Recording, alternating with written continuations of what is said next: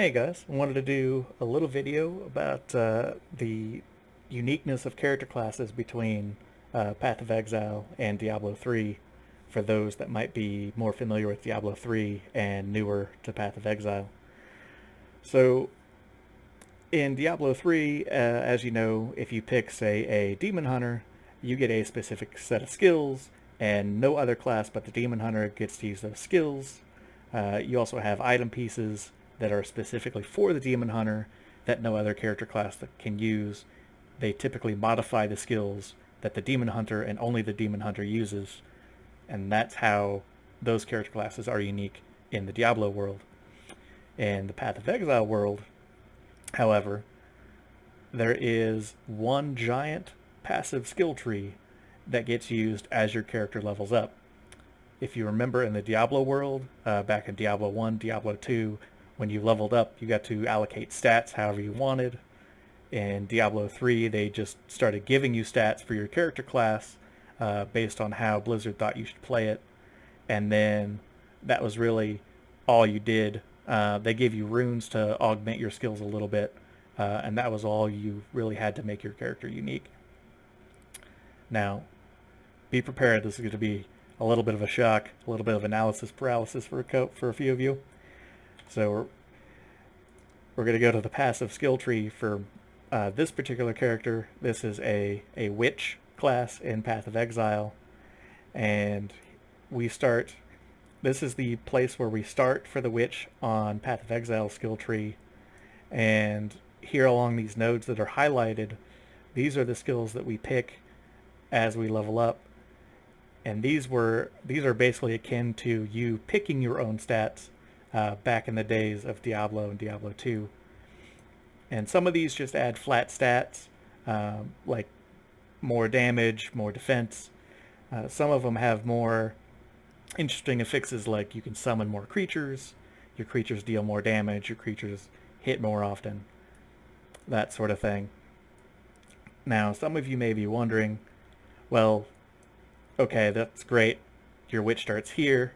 Where does my other character classes start? Well, they start at these other places that are dimmed out, that are these big circles here that look like tiny steering wheels. This particular one that we're going to see in a minute is for the Templar class. And you might be wondering, well, if I start here, I've only got to pick a few more things, and I could basically pick out the same tree as the witch. That doesn't really make my character unique. And for the most part, that's relatively true. You can pick the skills and get more or less the same skill tree, plus or minus a few levels of how to get there based on how many nodes you have to traverse to get from A to B. But you could easily see how if I started here, I could take 1, 2, 3 skill nodes, and the rest would be the exact same tree if I just followed the dots as I did previously. The thing that really makes your character class unique are what's called ascendancies in Path of Exile. So these are skills that are unique for this particular character class that no other character class gets, and these are really just buffs to certain skills or abilities.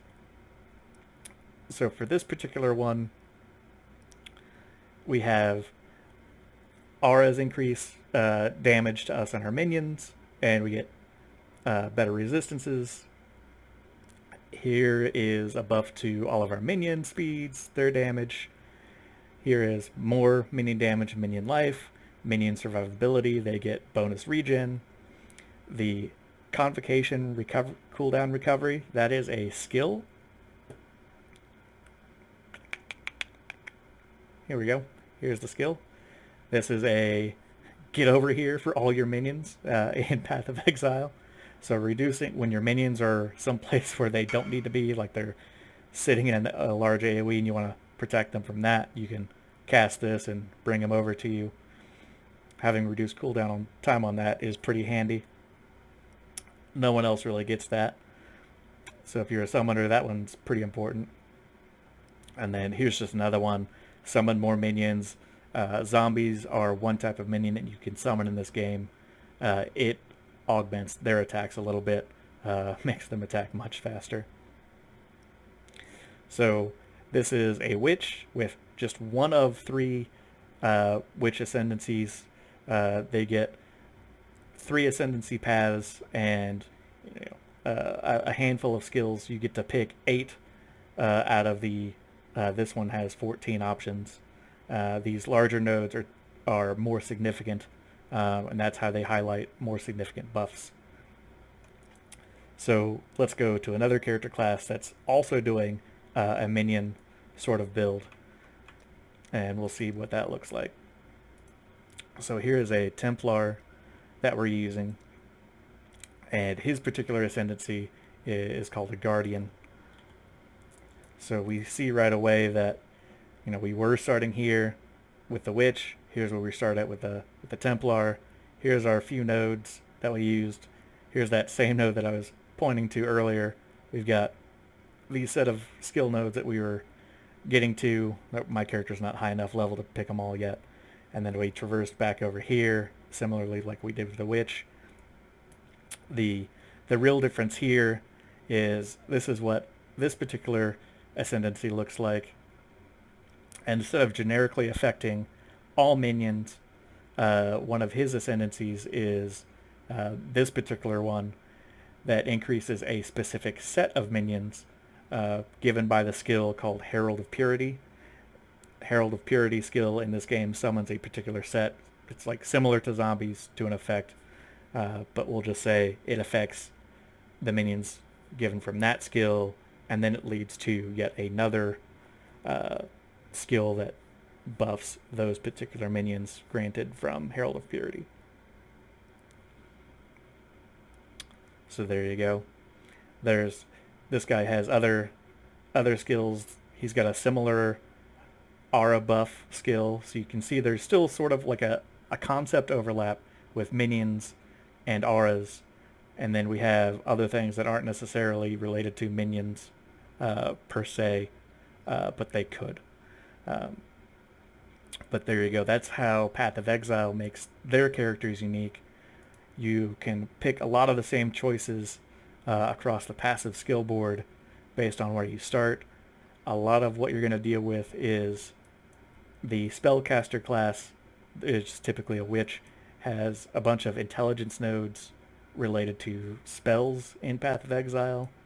Some of the melee classes, the Templar, this is going to be like a Marauder and something else. They're going to have strength nodes, which modify melee skills, physical attacks, that sort of thing. The Templar also has easy access to some of the mini nodes because of his ascendancy class that overlaps with the Witch there a little bit. But that's it in a nutshell. Thanks for watching.